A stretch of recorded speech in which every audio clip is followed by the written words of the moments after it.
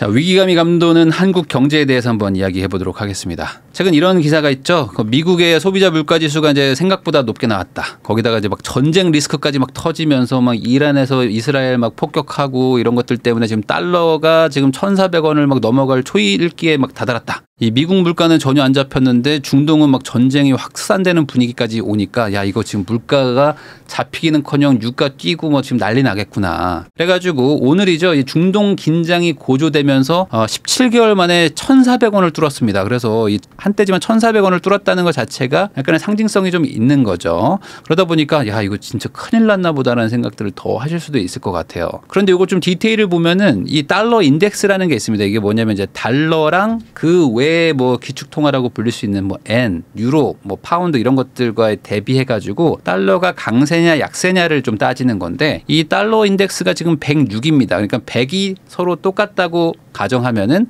조금 세진 건 맞죠. 원래가 한 104 정도였는데 106이 됐으니까 한 최근에 한 2% 정도 상승을 하긴 했습니다. 달러가 좀 강세가 됐다는 거죠. 자, 그런데 이게 한국으로 보면 좀 달라요. 원화랑 미국 달러 간의 환율 차이를 보면은 한국은 최근에 한 4% 정도 급등을 했습니다. 환율이라는 게 원래 변동성이 그렇게 큰 게 아닌데 이 4%가 급등했다는 거는 생각보다 높은 변동성이고 거기다가 달러 인덱스 대비도 유의미하게 올라간다는 거는 원화가 유독 더 약해졌다는 거죠. 자, 그러니까 당연히 어떤 일이 일어납니까? 달러가 가치가 지금 올라가기 때문에 외국인들 달러를 가지고 우리나라에 뭐 주식을 투자했거나 이런 분들 입장에서는 환차 손이 생깁니다. 이 달러가 올라가는 만큼 내가 이 주식 팔아가지고 달러 전환하는 순간 손해가 일어나니까 야, 이거 당분간 이거 달러가 좀 세질려나 보다 했는지 외국인들이 지금 막 빠져나가기 시작하죠. 그래가지고 이제 주식도 삼성전자 분위기 좋았어요. 그래가지고 삼성전자 이제 10만 전자 가나 막 했는데 젠슨 황 이제 딱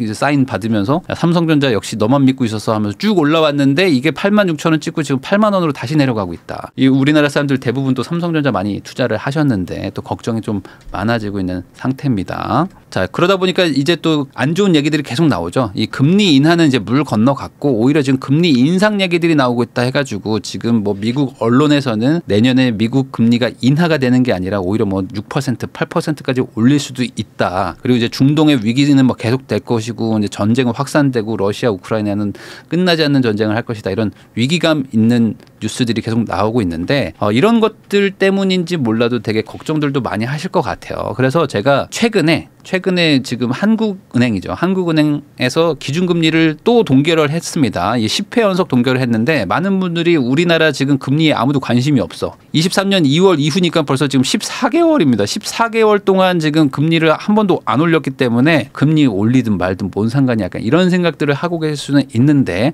이렇게 취급할 수는 없습니다. 왜? 한국은행이 결국에 이 금리, 이 세계 경제 그리고 한국 경제에 대해서 가장 전문가 집단일 수 있고요. 그리고 이분들이 가장 지금 시장을 빠르게 전망하고 있을 거 아닙니까? 그래서 한국은행에서 어떤 생각을 가지고 있는지 그런 것들을 볼 필요도 있다. 무작정 그냥 언론 기사만 보고 걱정할 게 아니라 한국은행의 수장이 어떤 생각을 하고 있는지 그리고 어떤 데이터들을 보고 있는지 보는 것도 필요하다. 그래서 지금 이게 최근에 통화정책회의를 한 다음에 기자간담회를 한 게 있습니다. 그래서 이 기자간담회가 유튜브에도 그 생방송이 올라가 있어요. 한국은행 유튜브 채널 가보시면 나옵니다. 그래서 그걸 보셔도 좋은데 여러분들이 안 보실 것 같아서 제가 내용을 한번 정리를 해봤습니다. 한국은행 총재죠. 그러니까 이창용 총재는 이렇게 보고 있어요. 지금 미국과의 탈동조화가 되고 있다. 그렇기 때문에 미국과의 탈동조화라는 거는 미국과 같이 가는 것이 아니라 다르게 움직이는 것이 지금 세계적인 추세로 가고 있다는 의미인데 이게 조금 더 설명해 달라라고 해서 말 그대로 미국과 다르게 갈 수 있다는 뜻입니다. 그래서 이게 미국보다 먼저 내릴 수도 있고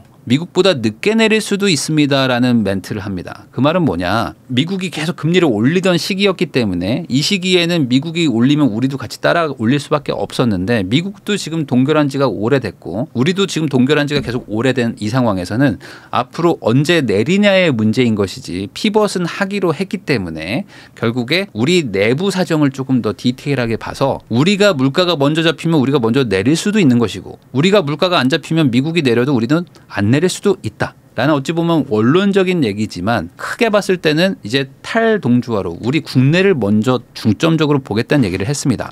자, 그러면서 이제 스위스 얘기를 해요. 스위스는 실제로 3월에 0.25포인트 금리를 인하합니다. 세계적으로 다 무조건 미국만 눈치 보고 있는 것은 아니다라는 그런 얘기를 한 거예요. 아마 뭐 다른 나라들도 뭐 6월 인하가 유력했었는데 약간씩 뭐 늦어질 수는 있겠죠. 자, 거기다 이런 얘기도 합니다. 이 유가가 지금 생각보다 높다. 그러니까 지금 유가가 좀 많이 올랐죠. 중동에서 어떤 그런 위기감 때문에. 거기다가 지금 환율도 좀 높아지면서 석유를 계속 수입을 하는데 이 석유 가격 때문에 지금 약간 좀 걱정은 되지만 반대로 수출은 예상보다 되게 잘 되고 있어가지고 이 부분에서는 또 장점이다. 그러니까 좋은 점과 나쁜 점이 같이 있기 때문에 이건 좀 지켜보는 게 좋겠다는 얘기를 했습니다. 그래서 국내 수치를 보고 판단을 할 건데 문제는 우리나라의 물가라는 것 자체가 국내 물가가 결국에 외국에 연계된 거 아니겠습니까? 대부분 뭐 원자재도 막 수입하고 하다 보니 이 물가가 국내 거를 본다고 하더라도 어쩔 수 없이 좀 세계 경제랑 같이 연동되지 않겠는가 정도의 얘기를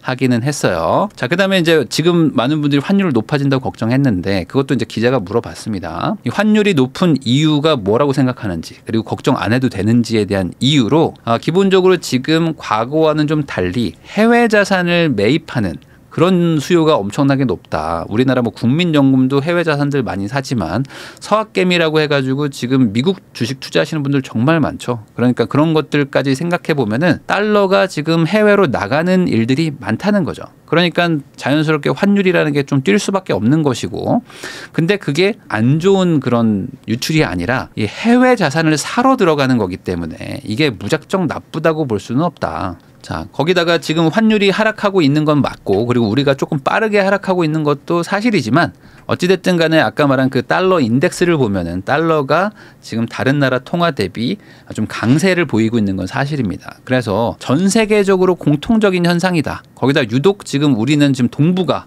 로 묶이는데 위안화도 그렇고 엔화도 그렇고 지금 약세로 가고 있다 보니까 우리나라 원화도 같이 과도하게 절하되는 것이 아닌가라는 생각도 고려를 하고 있는 거다. 아무래도 그래서 일각에서 보는 지금 이제 우리나라 뭐 망하는 거 아니냐라고 과도한 그런 위기감을 갖기에는 한국은행 총재 입장에서는 그 정도는 아니다. 지금 엔달러 환율도 보면 엔화가 지금 막 계속 지금 안 좋아지거든요. 그러니까 이런 것들까지 고려하면은 우리도 같이 지금 묶이고 있는 거 아닌가.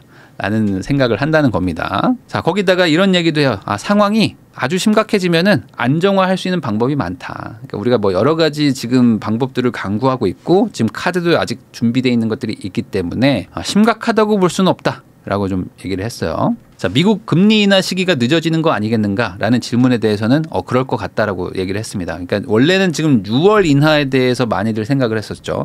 3월은 조금 빠르고 6월인 것 같아. 거기에 지금 한 60~70%들이 다 베팅을 했는데 이번에 지금 CPI 지수 나오는 거 보고 6월은 아닌가 보다. 한 7월에서 9월로 밀리나 보다 라고 지금 다들 생각을 하는 것 같고 이것도 한국은행 이창용 총재도 그럴 것 같긴 한데 아마 정확한 거는 G20 회의를 하니까 그때 가서 제가 물어보고 판단하겠습니다.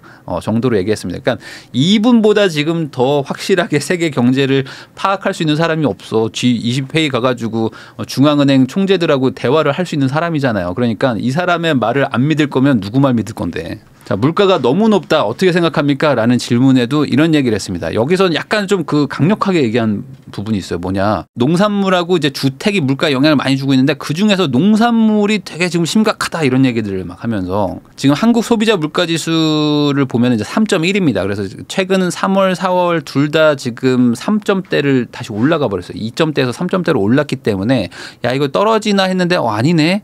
했던 이 소비자 물가지수의 상당 부분이 농산물, 특히 농산물이 어느 정도냐면은 물가 상승분의 30%를 기여했대요.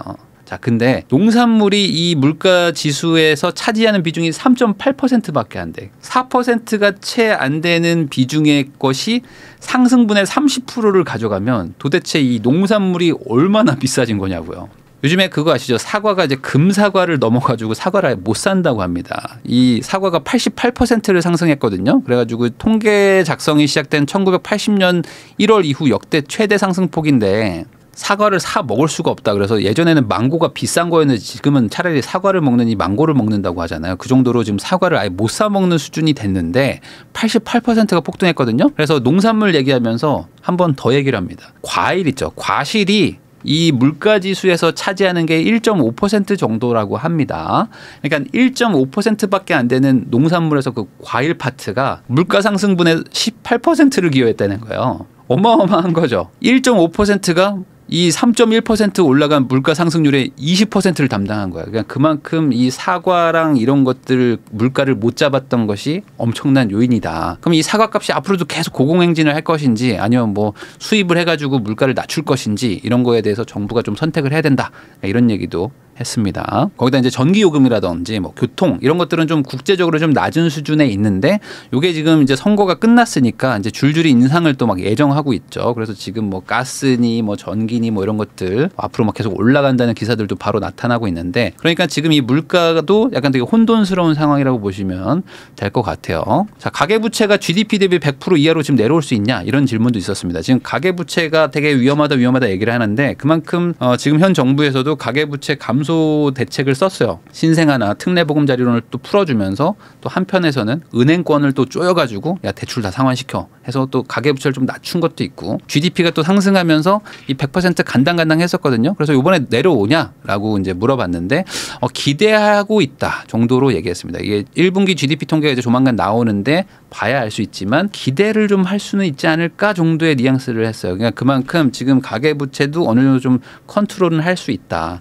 다만 이제 기업 부채가 많이 증가하고 있는데 이 기업 부채는 가계 부채랑은 약간 좀 달라가지고 부채가 늘어나고 있긴 하지만 자본도 같이 좀 늘어나고 있어가지고 이거는 뭐 충분히 컨트롤할 수 있는 수준이다 정도로 얘기를 했습니다. 그러면 우리나라 물가는 언제 2%대에 도달하는가 이런 얘기를 했는데 금년 말에 도달할 걸로 예측은 할 수는 있는데 유가나 전쟁 리스크가 여전히 있다. 그러니까 한국은행 총재는 당연히 자기의 위치가 있기 때문에 명확하게 말을 할 수가 없죠. 그렇기 때문에 이건 이제 행간을 잘 읽어야 되는데 어떤 기사는 요것만 따. 금년 말에 금리 인하 가능성 있음 뭐 이런 얘기하고 반대로 또 요걸 따. 그래가지고 금리 인하 쉽지 않은 뭐 이렇게 딸 수도 있는데 결국에는 아주 그냥 그 원론적인 얘기를 했다고 보시면 될 것 같아요. 자, PF 위기에 대해서 많은 사람들이 걱정하고 있잖아요. PF 위기 감당 가능하다고 말을 한 것 같은데 여전히 괜찮다고 보냐라는 질문에는 PF 관련된 정부의 일처리는 구조조정에 좋은 예가 될 수 있을 정도다. 그러니까 아주 잘하고 있다. 라고 평가를 했습니다. 그만큼 지금 잘 하고 있고 물론 피해가 제로가 될 수는 없겠지만 아무도 피해를 입지 않고 해결이 될 수는 없겠지만 확실한 건 이거다. 가격을 조금 낮춰주면은 지금 부실한 그 PF 사업지 같은 것들에 투자하겠다는 주체들이 있다. 그러니까 이게 생각보다 막 폭락의 가능성은 별로 없다고 본다. 조금만 낮춰주면 바로 사겠다 하면 결국에 이 부실 채권은 해결이 되는 거잖아요. 피해가 0이 될 수는 없지만 걱정할 수준은 아니라는 뉘앙스로 얘기를 했어요.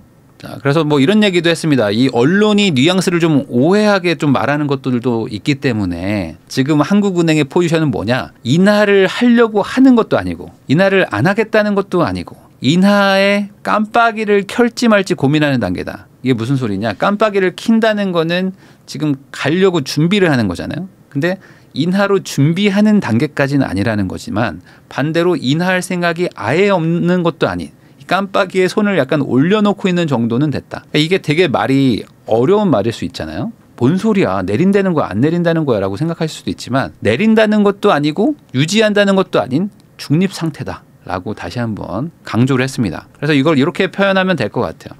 그냥 낙관도 아니고 비관도 아니다. 그냥 지켜보고 있는데 네가 물어보지 않았냐. 나는 그냥 지켜보고 있는데 네가 물어보고 네 마음대로 쓰잖아 라고 해석하는 걸 수도 있죠. 제가 굳이 얘기를 한다면은 그런 마음일 수도 있다. 나는 그냥 계속 지켜보고 있다고 얘기를 하는데 야 네가 내려갈지 안 내려갈지 정확하게 내가 말도 안 했는데 왜 네 마음대로 써. 그러니까 나는 정확하게 깜빡이에다가 손을 올려놓고 있는 정도다. 지금 깜빡이 안 넣었다. 그렇다고 안 넣을 것도 아니다. 지켜보고 있다.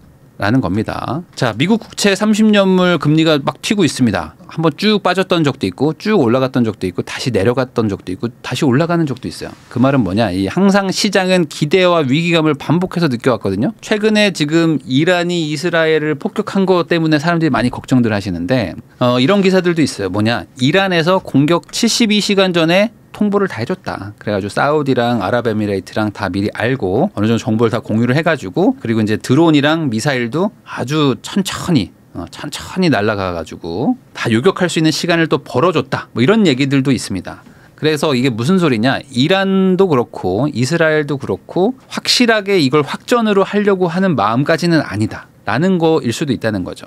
이게 미리 합의된 요식행위일 수도 있다는 겁니다. 이 미국에서는 뭐 절대 아니다. 뭐 이란도 아니다라고 뭐 부정은 했지만 맞다라고 말할 수도 없는 게 외교 아니겠습니까? 그래서 이런 것들까지 고려하면은 물론 지금 위기감 리스크들도 많긴 하지만 그게 너무 과하게 해석되는 것도 문제일 수도 있다.